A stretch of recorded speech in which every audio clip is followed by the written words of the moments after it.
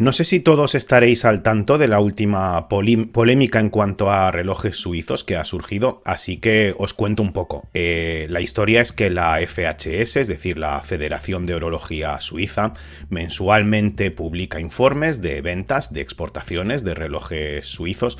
Entra en mucho detalle en cuanto a qué países van, a qué gamas de precios, facturación, etcétera, etcétera, pero no suele desglosar las marcas que más venden ni nada parecido. Incluso en sus recopilatorios o históricos que hacen trimestralmente o anualmente, en esas cifras no se entra, es decir, te dicen cuántos francos suizos se han exportado, te lo dividen por gama, por tipología de movimiento, pero no suelen decirte Rolex ha vendido tanto importe o tantas unidades.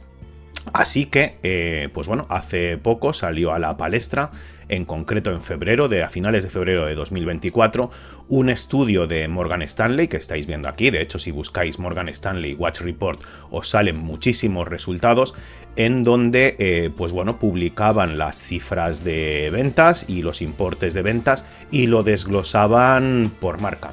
Es un poco lo que os puedo mostrar aquí en Revolution Watch, que parece ser que es el precursor que publicó este informe. Es un tema curioso porque todos se refieren a este informe como el informe de Morgan Stanley, pero nadie cita el informe original, no lo enlazan, no se puede consultar ese informe original, o yo no lo he encontrado. Y bueno, además tampoco te dicen la metodología de ese informe, si son previsiones, si son estimaciones, si son análisis o qué. El caso es que este informe ha dolido mucho a algunas marcas.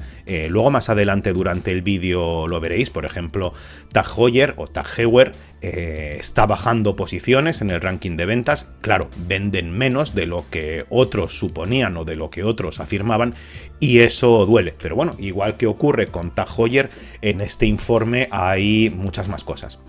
Curiosamente, lo que os decía, se menciona que el informe es de Morgan Stanley, pero no es de Morgan Stanley, es de Morgan Stanley y Lux Consult. Así que, como a mí me gusta empezar por el principio, en este informe os voy a explicar esta polémica en detalles, pero además la polémica de la polémica, en la que hasta donde yo sé nadie ha entrado.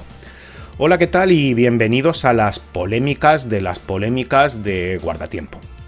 Vale, sobre cifras de ventas de relojes suizos. Estoy dando una pincelada sobre ello, sobre la FHS, pero bueno, os recomiendo que veáis a Alfonso Escámez y Dani Nichols, que son unos cracks en Pecados Veniales, donde analizan estas cifras con regularidad.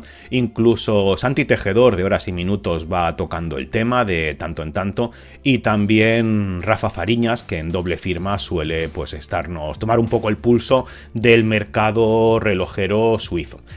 Ya os digo, yo no soy experto, en lo que sí que me considero bastante bueno es en tratar de informarme, documentarme y comprender las cosas, porque yo creo que es importante comprender las cosas, y si yo no las comprendo o muchos de los que hablan no las comprenden, es imposible desentrañar el fondo de la cuestión.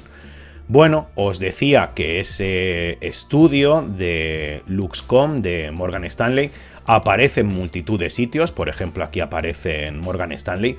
Tanto en Revolution Watch como en Monochrome Watches nos dicen que estos gráficos, estas tablas, no se pueden utilizar sin permiso explícito de Morgan Stanley, así que simplemente lo muestro, pero no lo voy a usar. Y bueno, en Time and Tide Watches pasa otra cosa curiosa, y que se repite un poco lo que os decía. El titular vuelve a ser Morgan Stanley, el titular no menciona Lux Consult. Nos muestran la tablita que antes nos decían en Monochrome Watches y en Revolution Watch que no se podía usar sin permiso explícito de Morgan Stanley, pero aquí ya no nos dicen esto. En Time and Tide siempre nos dicen que es una cortesía de la imagen de Morgan Stanley, y el enlace que nos lleva a la fuente no nos lleva a este informe, sino nos lleva a la sección de research, de investigación de Morgan Stanley, que es un poco curioso.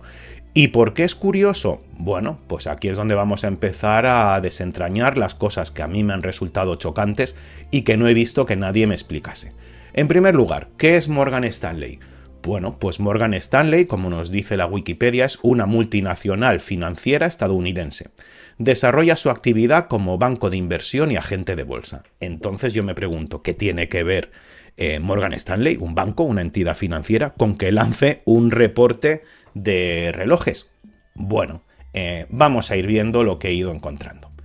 Esta es la web de LuxConsult y, irónicamente, aunque le he puesto que me lo muestre en inglés, lo que me está mostrando es este artículo de octubre de 2023, donde nos muestra su estudio en francés, como digo, sobre las ventas de relojes, evidentemente sin los grafiquitos que hemos visto en otras webs, pero sí que nos dice que este es el sexto informe anual de la industria relojera suiza, que lo han publicado por Morgan Stanley Research en colaboración con ellos. Esto es la entrega del año pasado, que lo publicaron en marzo de 2023. Bueno, si nos vamos de nuevo a LuxConsult, LuxConsult es una empresa que yo no conocía de nada, es una consultora de relojería suiza y se encarga de hacer estudios, pero también de encontrar proveedores, de encontrar diseñadores. Es decir, que si tú quieres hacer tu reloj suizo, pues LuxConsult es una de tu gente. Entonces, ¿qué clientes tienen? Pues tienen a Charles Girardier, Laurent Ferrier, Leroy, Valmont, pero también tienen a Morgan Stanley.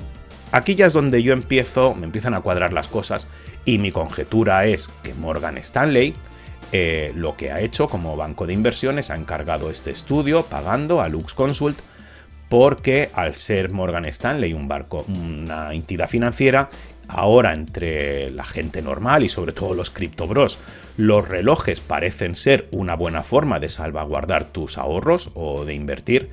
Y bueno, tampoco nadie te dice, o casi nadie te dice, Tiempo de Reloj es más cuerda que un reloj, sí que lo ha advertido, que los relojes en general son una malísima inversión. No cabe duda que hay modelos concretos de marcas concretas que se revalorizan, pero esencialmente se revalorizan porque son muy difíciles de conseguir. Entonces, si tú eres un matao, ¿cómo vas a comprar un Rolex Submariner? No te lo van a vender.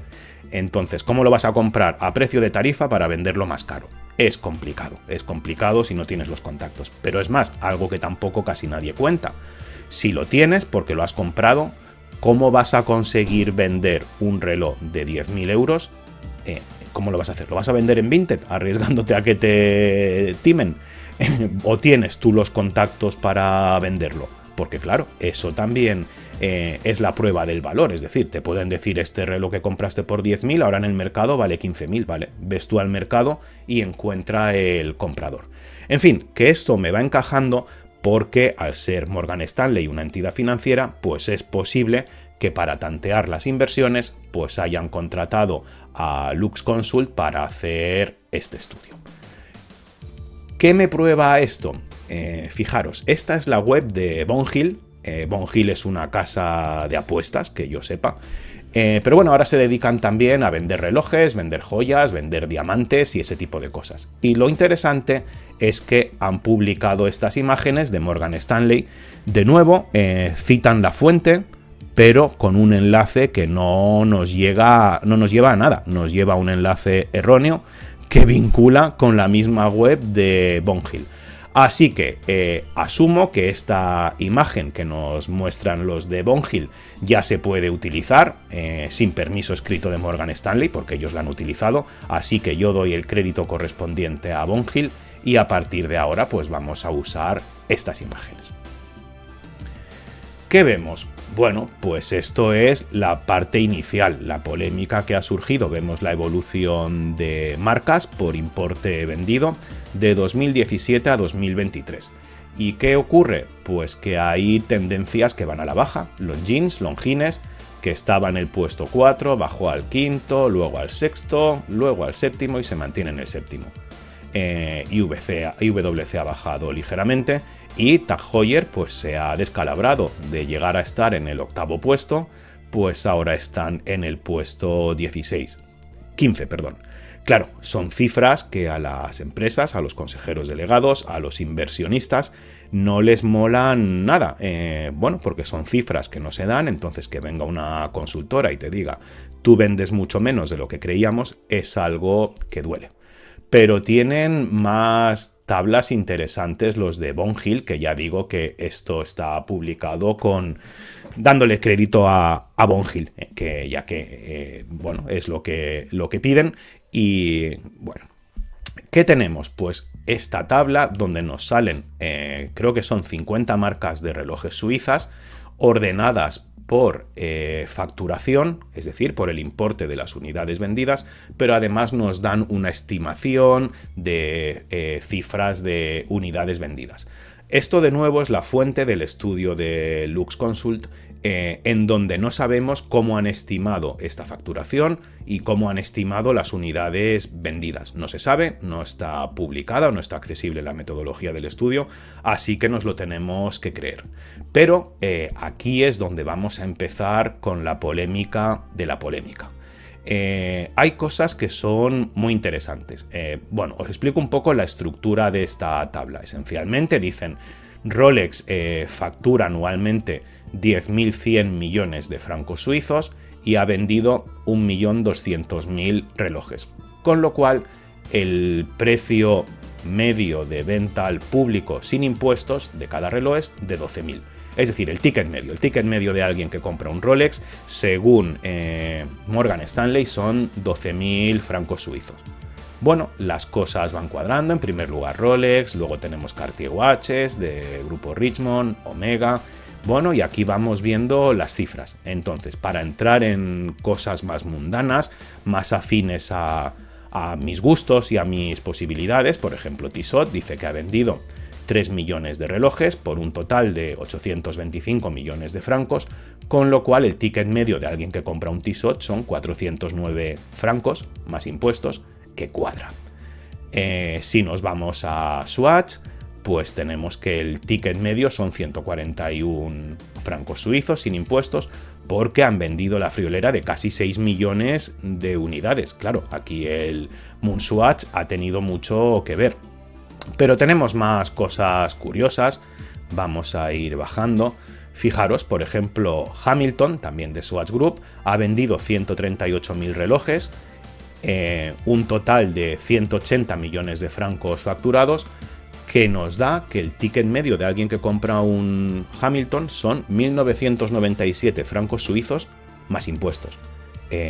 No lo sé, yo he estado mirando el catálogo de Hamilton y es verdad que tienen cronos que exceden ese importe, pero por lo que yo veo en la calle, es decir, por el estudio de Gutian Stanley, yo creo que lo que más vende Hamilton son khaki fields en cuarzo y en automático, y esos son aproximadamente 600 francos suizos más impuestos. No sé, es la primera cosa que me choca de Hamilton, que el ticket medio de los Hamilton supera el de Mido, que es algo difícil de creer, y que si para la mayoría que conocemos un poco las marcas posicionamos a Hamilton a la altura de Tissot o Certina, pues el ticket de Hamilton es 5 veces más caro que el de Tissot, y si nos vamos a Certina, que también sale aquí, el ticket medio de Certina son 840 euros, pues el de Hamilton es más del doble. Algo no cuadra aquí, pero hay más cosas que no cuadran. La primera, que a mí me llama la atención, es, bueno, si tenemos que en el último puesto hay dos marcas que facturan 50 millones de francos suizos al año, una es Bell & Ross y la otra es Joe Bell & Forsey, ¿dónde está Glycine? Porque si os fijáis, Glycine no está aquí en esta lista. Bueno, he pensado que quizá Glycine, al ser parte del accionariado de Invicta, con sede en Estados Unidos, ya no aparezca en los listados de la FHS y por tanto en los listados de Morgan Stanley, que ya os digo que tampoco sabemos qué metodología han utilizado, ni de dónde salen estas cifras, ni de dónde salen estas marcas. Pero bueno, para ir desentrañando poco a poco, en la Federación de Orología Suiza, en la FHS, la web oficial, efectivamente tenemos que sale Glycine. Es decir, Glycine es una firma suiza, pero otra cosa que me sorprende bastante más es que si buscamos Glycine en su buscador, los últimos contenidos son de 2011 en la FHS. Entonces, ¿acaso puede ser que la FHS ya no tenga en cuenta a Glycine porque su accionista principal es Invicta con sede en Estados Unidos? Bueno, pues si es así, ¿por qué no la han quitado de los listados, ¿no? de su web? ¿Será que se han olvidado? Pero bueno, vamos a ver más inconsistencias curiosas. Daos cuenta que en el listado este de Lux Consult nos salen, pues bueno, diferentes grupos. Y bueno, el grupo que nos sale es el grupo Sowin con, bueno, con sus marcas Girard Perregaux y Ulysse Nardin. ¿Qué ocurre? Que grupo Sowin sobre el papel ya no es el propietario de Girard Perregaux y Ulysse Nardin. Entonces, ¿cómo es posible que una consultora, que es Lux Consult, especialista en relojes suizos, mencione aquí Sowin? ¿Por qué? Pues porque, si me permitís, tenemos aquí la noticia que data de 2011, en donde se nos dice que PPR ha entrado en el capital de Sowin Group y controla más de la mitad de Sowin, por tanto controla más de la mitad de Ulysse Nardin y de bueno, y de todas las marcas a las que pertenece, a las que contiene. ¿Pero quién es PPR? Pues bueno, PPR es Kering Group, y Kering Group, curiosamente, PPR o Kering Group no es una empresa suiza, sino es una empresa multinacional, pero con sede en Francia, en París. Bueno, Kering o PPR, pues eso, es propietaria de multitud de marcas del sector de lujo, Yves Saint Laurent, Balenciaga, Gucci, etcétera, etcétera. Y además, lo que decíamos, de Grupo Sowin, al menos que Grupo Sowin se haya vuelto a independizar, cosa que no he encontrado constancia, pero que podría ser. Por lo tanto, yo lo que doy por sentado es que si el estudio este de, vamos a llamarlo, de Morgan Stanley es consistente, lo que se tienen en cuenta son empresas que hacen relojes Swiss Made con sede en Suiza, independientemente de que sus propietarios sean chinos, franceses o estadounidenses. Por lo tanto, yo creo que aquí, o me parece lógico que aquí, debería salir Glycine. Debería salir Glycine porque, a mi modo de ver, sí que llega a estos 50 millones de francos suizos de ventas anuales. En cambio, no sale. Puede ser que Glycine venda mucho menos de lo que me parece a mí, pero bueno, me parece una inconsistencia la misma que dice que Sowin es propietario de Ulysse Nardin, o la misma que dice que Hamilton tiene un ticket medio de casi 2.000 euros más impuestos. Difícil de creer. Así que he decidido remontarme a este mismo estudio de Morgan Stanley, pero en su versión del año 2021. Es decir, 2 ediciones atrás. Las cosas son bastante coherentes, sin embargo, vemos marcas que en la edición actual no están. Maurice Lacroix, que facturaba 35 millones de francos suizos, no aparece. Mondaine, que fabricaba 50 millones que vendía 50 millones de francos suizos, no aparece, pero curiosamente sí que aparece Ulysse Nardin como miembro del grupo Kering, y es raro, porque ya os digo, en la actual dice Sowin, quizás un error. Aparece también Titoni, que vendía 75 millones de francos suizos, aparece Victorinox, que vendía 90 millones de francos suizos. Entonces, puesto que en la edición actual el límite de esta lista son 50 millones de francos suizos, ¿es factible que Victorinox haya pasado de vender 90 millones de francos suizos a vender menos de 50 y por tanto no aparecer en la edición actual? Bueno, por posible, es posible, ¿no? Pero cuesta de creer. Lo mismo que también cuesta de creer, pues, que hayan desaparecido Titoni y otras marcas, aunque en esta edición sigue sin salir Glycine en ninguna posición. Pero tenía la curiosidad de ver cómo eran las cifras, el ticket medio de quien compraba un Hamilton, supuestamente este estudio, en el año 2021. Y aquí nos dicen que el ticket medio eran 1.409 francos suizos de ticket medio.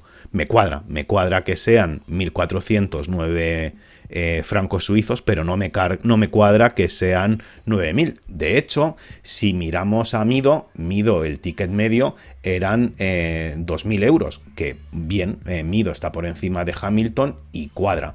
Pero no me cuadra que en la edición actual el ticket medio de Hamilton tenga un importe tan elevado.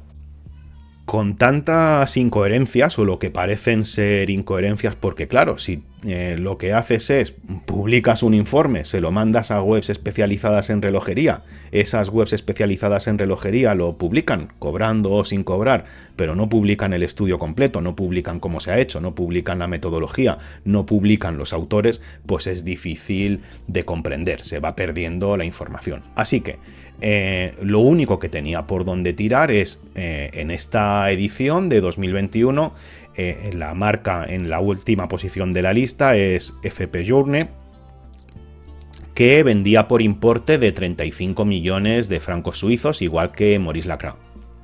Bueno, vamos a ver cuánto vendía Glycine en esa época.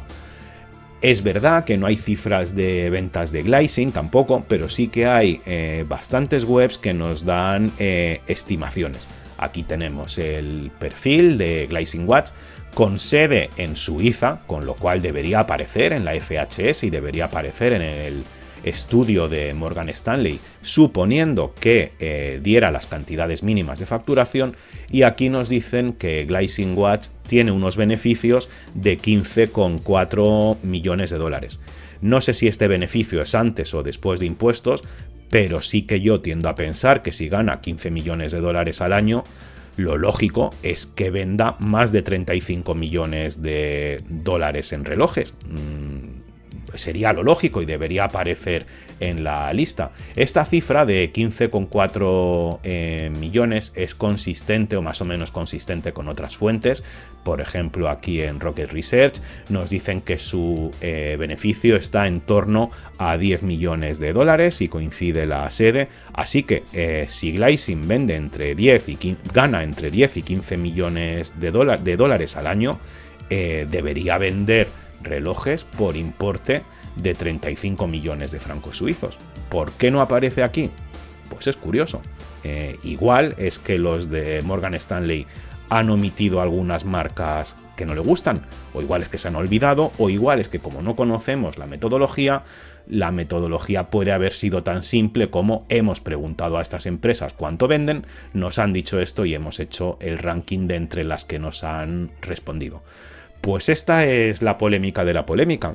Muchos hablan de los números de la Federación de Horología Suiza, muchos han hablado y han copiado y pegado el estudio de, entre comillas, Morgan Stanley, pero a nadie le sorprende que no aparezca Glycine, a nadie le sorprende que el ticket medio de Hamilton sea 2.000 euros más impuestos, a nadie le sorprende que haya aparecido Maurice Lacroix, o que haya desaparecido Mondain de la lista, o que haya desaparecido Titoni, y a nadie le sorprende que en la última edición de este estudio digan que los dueños de Ulysse Nardin vuelven a ser Sowind. Por tanto, he decidido tratar de esclarecer si Girard-Perregaux y Ulysse Nardin pertenecen al grupo Sowind o no. La Wikipedia no aclara nada, dice que Sowind Group es la compañía matriz de las dos marcas, pero también dice que este artículo necesita referencias y verificación, así que si ya de por sí no son muy de fiar, este menos. He encontrado diferentes notas de prensa, por ejemplo, que es cierto que Kering vende todo Sowind Group y que lo vende a los directivos de Sowind, pero no queda claro con qué nombre operan esos directivos de Sowind, así que es posible que sí, que Sowind Group sea ahora otra vez de nuevo el propietario de las dos marcas. Aquí hay otro artículo más de la propia Girard-Perregaux donde menciona a Sowind, y aquí hay otro donde se menciona que las dos marcas se han vendido de nuevo a su dirección. Al final puede ser que esa incoherencia de que Ulysse Nardin y Girard-Perregaux sean de nuevo de Sowind, pero me sorprende que nadie haya explicado estas cosas y nadie se lo haya cuestionado, o al menos que yo sepa. También queda por ver de dónde sale, que el ticket medio de Hamilton son casi 2.000 francos suizos, eso serían 2.100 euros más impuestos. Si le sumamos el IVA, eso se pone en casi 2.500 euros en punto de venta de un Hamilton. No me cuadra. Sigo sin explicarme por qué ha desaparecido Titoni. Por qué no está Glycine en ese listado de Morgan Stanley, y sigue sin entenderse por qué los primeros que publicaron el artículo decían que los gráficos tenían que pedirle permiso a Morgan Stanley, mientras que en el resto los ponen tal cual, simplemente mencionando la fuente, y queda por ver cuál es la fuente real de ese estudio, porque no lo he encontrado en ninguna parte y no se explica la metodología. Así que no he aclarado muchas cosas, pero sí que he puesto de manifiesto varias incoherencias de cosas que se van replicando en medios y que tendemos a dar por ciertas, pero que hay muchos agujeros. Así que es vuestro momento. Si lo veis claro, pues dejadme en comentarios cuál es la verdad sobre esto. No, honestamente no creo que nadie sepa cuál es la verdad sobre esto ni de dónde salen las cosas. Si os gusta este tipo de formato diferente, dedito arriba, dadle un like, y por supuesto, si no estáis suscritos al canal, suscribiros, porque de verdad que ayuda mucho, y creo que este contenido diferente, aunque no sea esclarecedor, aporta mucho al mundo de la industria y al mundo de la relojería. Os emplazo a la siguiente. Este vídeo está patrocinado por mí, es decir, por la saga A Contrarreloj Paul Davis, un conjunto de 6 novelas en las que, si te gusta la relojería, la ficción y los detectives privados especializados en recuperar relojes, en esclarecer asuntos de fraudes, de robos, de aseguradoras, son tus libros. Los tienes a la venta en Amazon, tanto en formato digital o ebook como en formato físico de papel, y la verdad que te recomiendo que los pruebes. Como no voy a incitarte a que los compres, pásate por javiergutierrezchamorro.com, donde se han publicado varios relatos gratuitos, échales un vistazo y si te gustan, adelante.